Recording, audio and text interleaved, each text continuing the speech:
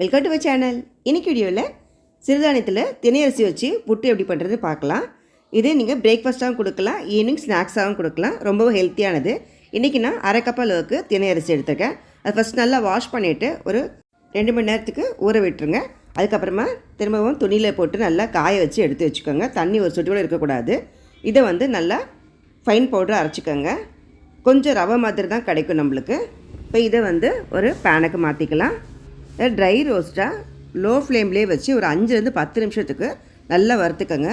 தெனை மாவோட ஸ்மெல் நல்லா வரும். அது வரைக்கும் நீங்கள் லோ ஃப்ளேம்லேயே வச்சு வறுத்துக்கோங்க.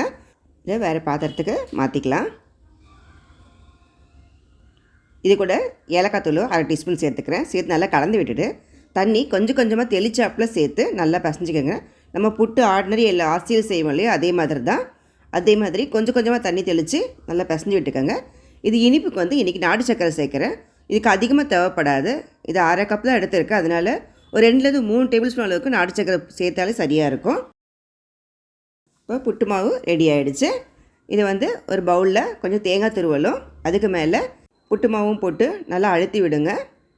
இது 2 பவுலுக்கு வரும். இப்போ அரை கப்பு தினை அரிசி 2 பேர் சாப்பிட்லாம்.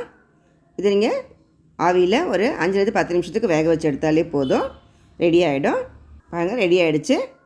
இப்போ அப்படியே நீங்கள் சர்வ் பண்ண வேண்டியது தான். இது கூட இன்னும் கூடுதல் டேஸ்ட்டுக்காகவும் ஹெல்த்துக்காகவும் நான் முந்திரி, திராட்சை, பாதாம், பிஸ்தான்னு எது இருக்கோ உங்கள்கிட்ட நட்ஸ் இருக்கோ அதை பொடி பொடியாக தூள் பண்ணிவிட்டு இது கூட சேர்த்துக்கோங்க. ரொம்பவே டேஸ்ட்டாக இருக்கும். கண்டிப்பாக ட்ரை பண்ணி பாருங்கள். இந்த வீடியோ உங்களுக்கு பிடிச்சதுன்னா லைக் பண்ணுங்கள், ஷேர் பண்ணுங்கள். மறக்காமல் என் சேனலை சப்ஸ்கிரைப் பண்ணிவிட்டு பக்கத்தில் பெல் பட்டனே கிளிக் பண்ணிக்கோங்க. தேங்க்யூ ஃபார் வாட்சிங்.